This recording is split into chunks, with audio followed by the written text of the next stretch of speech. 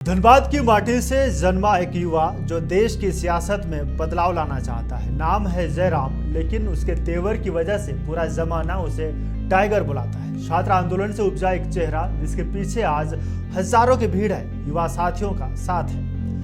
जोहार, नमस्कार, आप देख रहे हैं समाचार प्लस झारखंड बिहार और मैं हूं आपके साथ आकाश सरोज।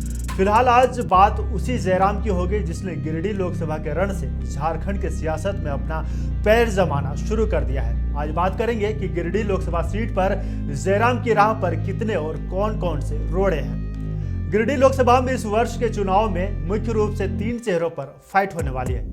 एनडीए से चंद्र प्रकाश चौधरी, INDIA से मथुरा प्रसाद महतो और JBKSS से निर्दलीय प्रत्याशी जयराम महतो। आज हमारी ये रिपोर्ट है जयराम महतो के ऊपर। तमाम अटकलों के बीच जैसा कि जयराम महतो अब गिरिडीह लोकसभा के एक अधिकृत उम्मीदवार बन चुके हैं और चूंकि इनके नॉमिनेशन के दौरान एक बड़ी तादाद में समर्थक नजर आए, इनकी जनसभा में भी काफी भीड़ होती है। लेकिन ये भी सच है कि गिरिडीह लोकसभा का रण जयराम महतो के लिए इतना आसान नहीं है। आज इस रिपोर्ट में हम आपको वही फैक्ट्स एंड फिगर्स बताने वाले हैं और हम बताने वाले हैं कि जयराम महतो के रास्ते में कितने और कौन कौन से रोड़े हैं। तो सबसे पहला फैक्टर आता है मोदी फैक्टर। अगर मैं कहूं कि पहले की तरह आज भी देश में मोदी लहर है तो मेरा यह कहना शायद गलत नहीं होगा। मोदी प्रेम में थोड़ी कमी आई है, पर देश में अब भी 2014 और 2019 की तरह ही मोदी लहर है और देशवासी एक बार फिर से मोदी को प्रधानमंत्री के रूप में देखना चाहते हैं। तो गिरिडीह लोकसभा में भी ये फैक्टर काम आएगा। जो आंसू समर्थक हैं वो तो चंद्र प्रकाश चौधरी को वोट करेंगे ही करेंगे, साथ ही जो बीजेपी समर्थक हैं वो भी मजबूरीवश ही सही पर एक बड़ी तादाद चंद्र प्रकाश चौधरी को वोट करने वाली है। अभी भी कुछ ऐसे लोग हैं जो विधानसभा में काम को देखकर वोट करते हैं, लेकिन जब बात लोकसभा की आती है तो वे काम को तो देखते ही हैं, साथ ही प्रधानमंत्री के चेहरे को देखते हुए भी वोट करने जाते हैं। वर्ष 2019 में चंद्र प्रकाश चौधरी को 6,48,277 वोट पड़े थे। इनमें से लगभग आधे बीजेपी के पॉकेट वोटर्स हैं और बीजेपी के ये पॉकेट वोटर्स कहीं नहीं जाने वाले, ये मोदी के समर्थन में ही वोट करने वाले हैं। दूसरा फैक्टर है आजसू फैक्टर। गिरिडीह में फिलहाल चंद्र प्रकाश चौधरी ही सांसद हैं जो कि आजसू पार्टी से आते हैं। ऐसे में आजसू पार्टी के जो पॉकेट वोटर्स हैं वो आजसू के समर्थन में वोट करेंगे। इसके साथ ही गोमिया विधानसभा के विधायक लंबोदर महतो भी आजसू पार्टी से आते हैं। ऐसे में गोमिया विधानसभा से बड़ी तादाद में लोग चंद्र प्रकाश चौधरी को वोट करने वाले हैं।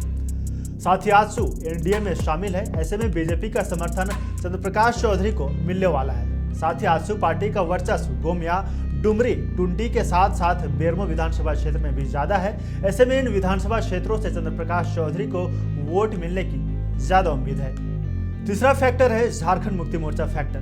गिरिडीह लोकसभा क्षेत्र अंतर्गत गिरिडीह, टुंडी और डुमरी में झारखंड मुक्ति मोर्चा के विधायक है। ऐसे में एक बड़ी तादाद झारखंड मुक्ति मोर्चा यानी मथुरा प्रसाद महतो के समर्थन में वोट करने वाली है। मथुरा प्रसाद महतो टुंडी विधानसभा से विधायक हैं। जाहिर सी बात है कि टुंडी विधानसभा में मथुरा प्रसाद महतो का वर्चस्व है, तो गिरिडीह लोकसभा क्षेत्र अंतर्गत आने वाले टुंडी विधानसभा की बड़ी तादाद मथुरा प्रसाद महतो को वोट करने वाली है। इसके साथ ही जितने भी झारखंड मुक्ति मोर्चा समर्थक हैं वो मथुरा प्रसाद महतो को वोट करने वाले हैं।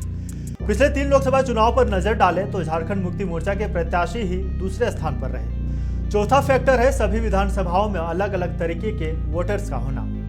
गिरिडीह लोकसभा अंतर्गत 6 विधानसभा सीटें आती हैं। गिरिडीह, टुंडी, बाघमारा, गोमिया, डुमरी और बेरमो और गिरिडीह विधानसभा क्षेत्र में जयराम महतो का असर उतना ज्यादा नहीं है जितना कि अन्य सीटों पर है।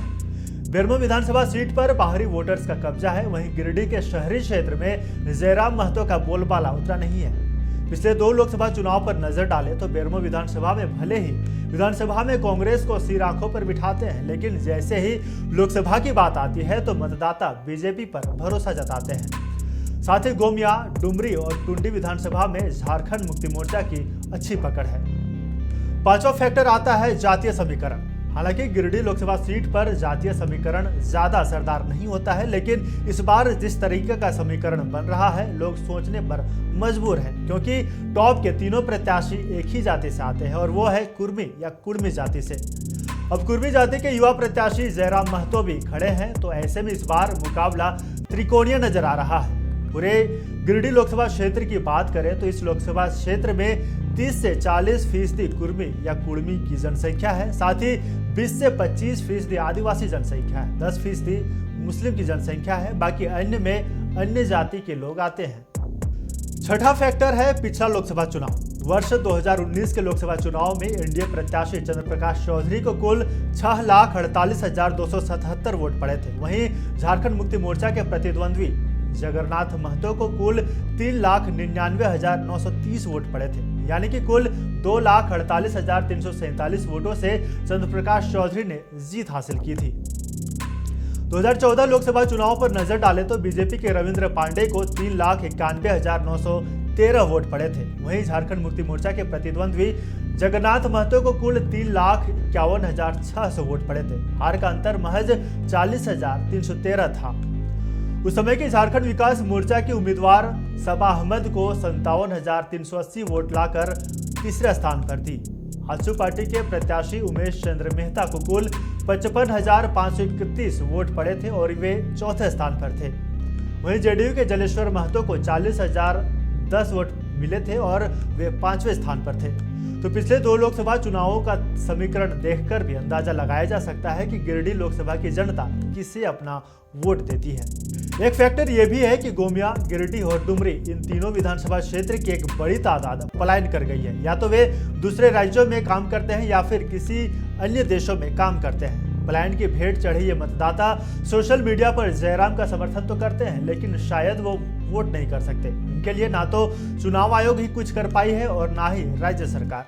तो इससे भी जयराम महतो के वोट पर असर पड़ सकता है। अब बात करेंगे जयराम महतो की। जयराम महतो युवा हैं और तमाम स्थानीय मुद्दों को लेकर मुखर होते रहते हैं। ऐसे में जो स्थानीय लोग हैं उन्हें एकजुट करने में जयराम महतो ने सफलता तो पाई है। युवा वर्ग की एक बड़ी तादाद जयराम महतो का समर्थन करती है, इसलिए जहां भी जयराम महतो की सभा होती है वहां स्थानीय लोगों और युवाओं का हुजूम उमड़ पड़ता है। लेकिन कहते हैं ना कि इस भीड़ को वोट में तब्दील करना जयराम महतो के लिए एक बड़ी चुनौती है।